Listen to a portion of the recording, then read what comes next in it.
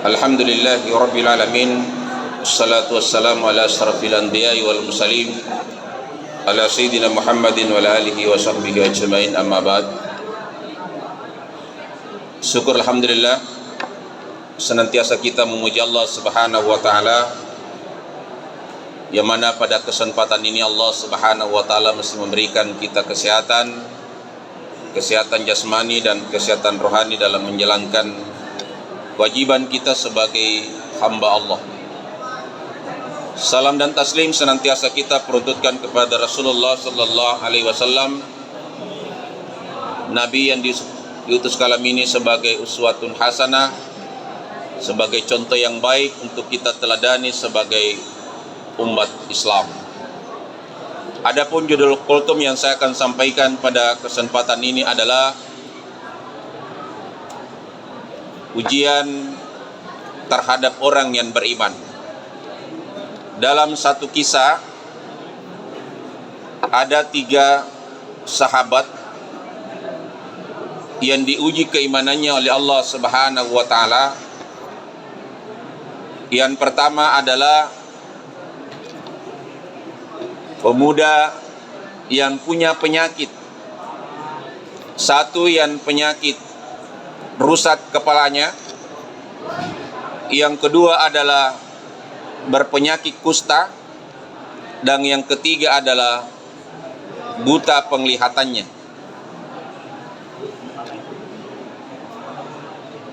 Ketika itu diuji oleh Allah Subhanahu wa taala, didatangi oleh seorang malaikat, ditanya oleh pemuda yang buta matanya.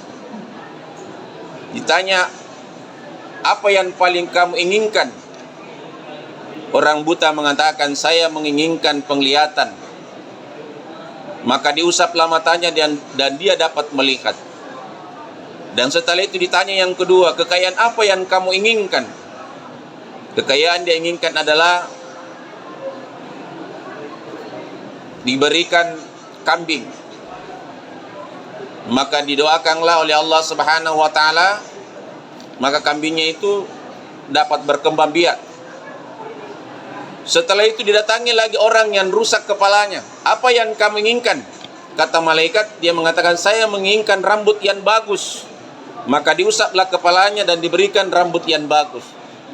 Tanya lagi, kekayaan apa yang kamu inginkan? Saya menginginkan adalah sapi. Maka diberikanlah sapi. Datangi lagi orang yang rusak kulitnya, yang berpenyakit kusta. Dia mengatakan, apa yang kamu inginkan, yang paling kamu inginkan? Dia mengatakan, saya menginginkan kesembuhan dari penyakit kusta saya. Maka diusaplah kulitnya dan dia mendapatkan kulit yang bagus. Dan setelah itu ditanya lagi, kekayaan apa yang kamu inginkan? Dia menginginkan adalah diberikan kekayaan adalah onta. Dari hari ke hari, bulan ke bulan, tahun ke tahun, ketiga pemuda ini mendapatkan kekayaan dari Allah Subhanahu wa taala. Dan setelah itu diuji oleh Allah Subhanahu wa taala untuk apakah ini dapat bersyukur dari harta yang diberikan oleh Allah kepadanya.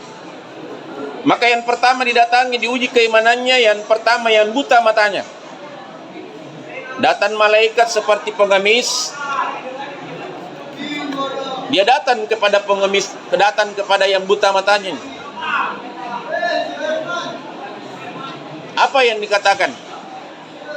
Wahai pemuda, tolong sedekahkan hartamu kepada saya, karena saya dalam kehabisan bekal dalam perjalanan.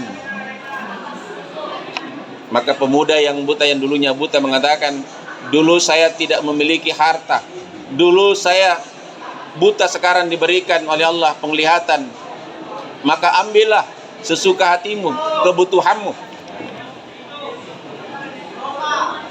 Maka setelah itu dia mengatakan, saya datang hanya untuk menguji sejauh mana kesyukuranmu kepada Allah Subhanahu wa taala.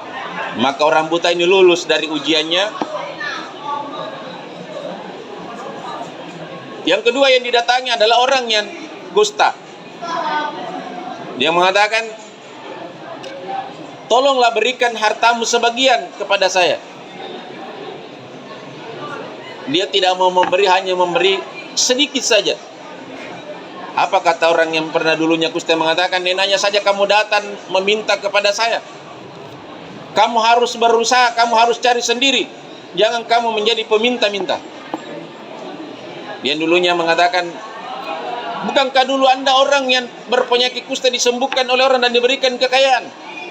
Dia mengatakan, harta yang saya miliki adalah hasil usaha saya sendiri. Sehingga orang mengatakan, semoga Allah mengembalikan kustamu dan mengembalikan kamu menjadi orang yang miskin. Begitu juga yang ketiga, sama. Tidak mau memberikan suap sedekah kepada orang yang membutuhkan.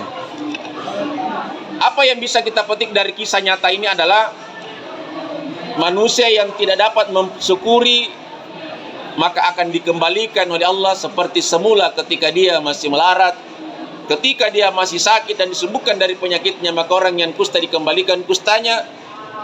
Orang yang rusak kulitnya, kepalanya dikembalikan rusak lagi kepalanya. Dan yang berhasil lulus dari ujian hanya orang buta.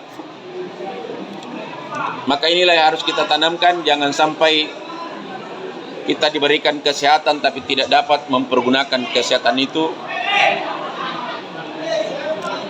Baik seperti anak-anakku sekalian yang diberikan pendengaran, penglihatan, jangan sampai menjadi malapetaka.